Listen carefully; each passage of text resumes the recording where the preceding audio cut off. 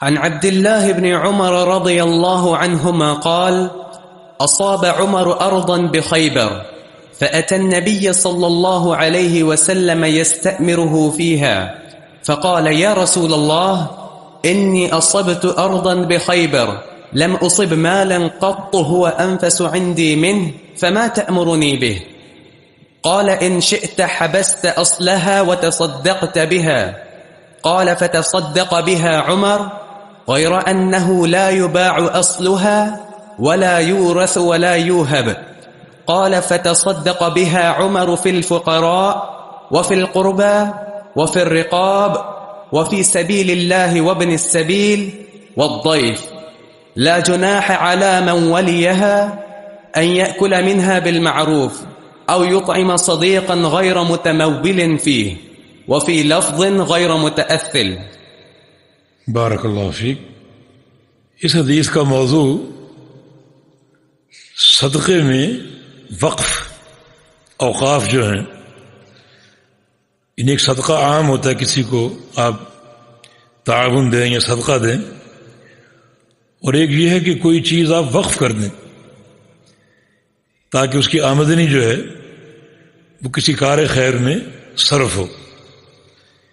یہ بہت بڑا ایک باعث اجر فعل ہے، کیونکہ اس کی صورت صدقہ جاریہ کی.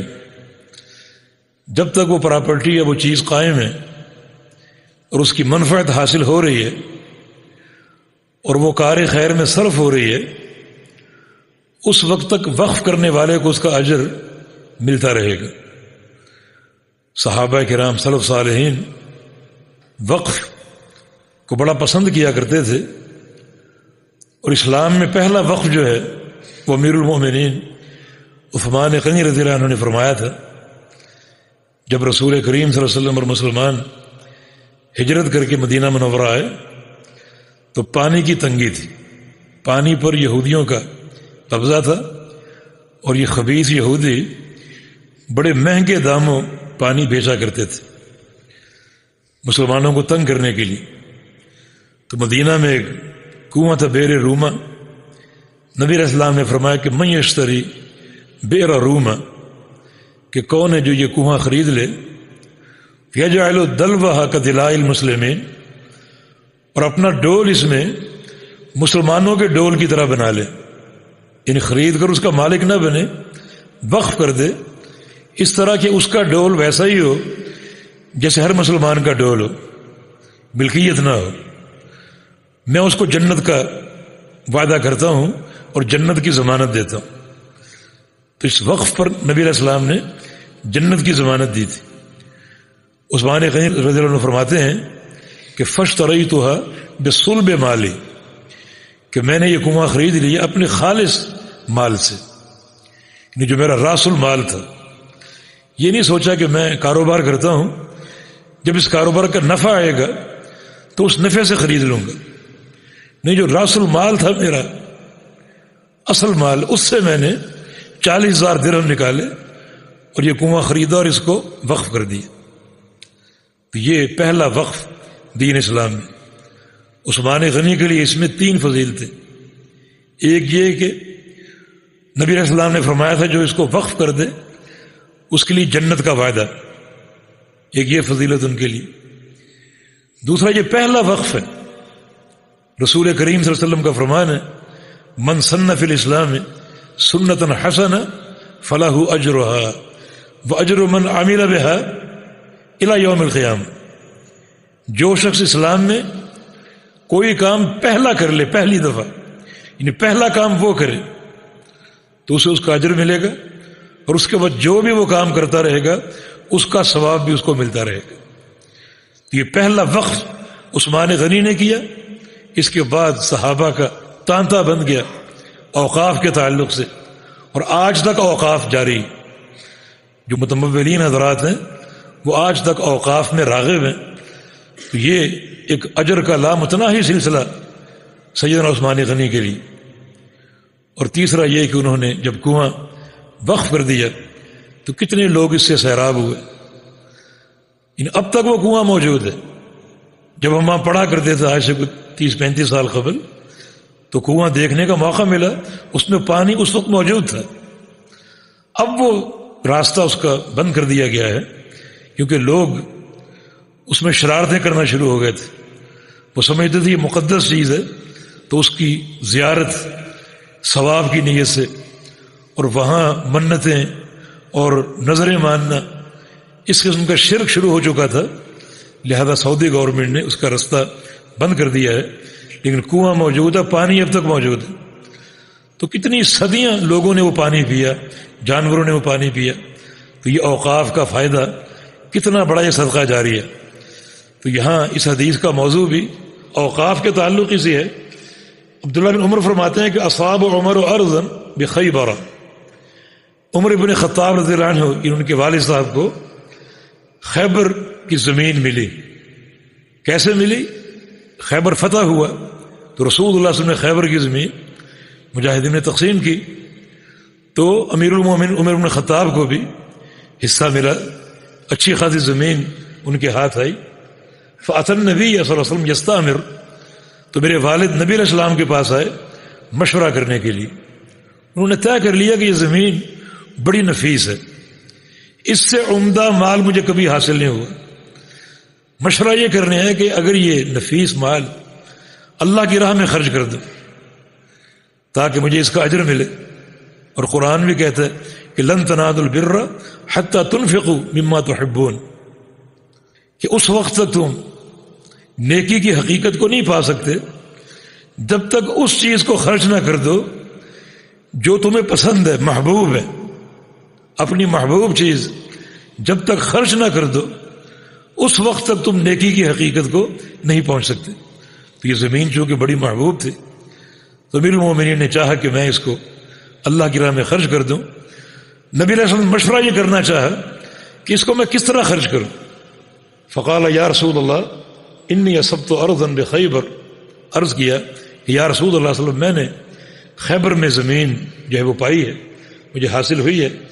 ولم اصب مالا قط هو انفس عندي منه، اور مجھے اس سے نفیس مال کبھی حاصل نہیں ہوا، اس سے عمدہ مال مجھے کبھی حاصل نہیں ہوا. فما تأمرنی به، آپ کا کیا حکم، میں اس کو کیا کروں، اسے کس طرح خرچ کروں کہ مجھے زیادہ اجر ملے. قال رسول اللہ صلی اللہ علیہ وسلم نے فرمایا ان شئت حبست اصلها، اگر تم چاہو تو اس کے اصل کو وقف کر دو، جو اس کے درخت ہیں پورے باغ کو وقف کر دو. یہ پورا باغ درختوں سمیت وقف ہے. بتصدقت بها، اور جو اس کا پھل ہے وہ صدقہ ہے. باغ کے درخت جو کہ اصل ہے وہ وقف ہے، اور ہر سال یا ہر 6 ماہ بعد جو اس پر پھل لگیں گے وہ صدقہ ہے. چنانچہ جب تک یہ باغ قائم رہے گا اس کی وقف کی حیثیت قائم رہے گی، جو اس کے پھل پیدا ہوتے رہیں گے وہ صدقہ کے طور پر خرچ ہوتے رہیں گے. قال فتصدق بها عمر، تو جناب عمر نے اسے صدقہ کر دیا. غیر انہ لا یباع اصلها ولا یورث ولا یوہب، لیکن یہ بات طے کر لی کہ اس کا اصل جو ہے، اس کے درخت، یہ کبھی فروخت نہیں کیے جائیں گے، اور نہ میرے خاندان کے لوگ اس کے وارث ہوں گے، اور نہ کسی کو ہبہ کیا جائے گا، بلکہ اس کی وقف کی حیثیت جو ہے وہ قیامت تک قائم رہے گی جب تک یہ موجود ہے. اور وقف کا قاعدہ بھی یہ ہے کہ وقف کا کوئی مالک نہیں ہوتا، اور وقف آگے ہبہ نہیں کیا جا سکتا، اور وقف جو ہے جس نے وقف کیا ہے اس کے رشتہ دار یا اس کی اولاد وغیرہ وہ اس کی وارث نہیں ہوگی، بلکہ حکومت یا بیت المال اس کی تولیت کرے گا، اور جو اس کا مال ہے اسے وہ پوری امانت کے ساتھ صدقے کے طور پر خرچ کرے گا. قال فتصدق بها عمر فی الفقراء، جناب عمر نے اس باغ کی ساری آمدنی، سارے پھل صدقہ کرنے شروع کر دیے فقراء میں، وفی القربى، اور قرابت داروں میں، وفی الرقاب، اور غلاموں کو آزاد کرنے میں. کہ مسلمان اگر اس کی گردن غلام ہے، پھنسی ہوئی ہے، تو اس کو اسی مال سے جو اس کی آمدنی ہے اس سے خرید کر آزاد کر دیا جائے.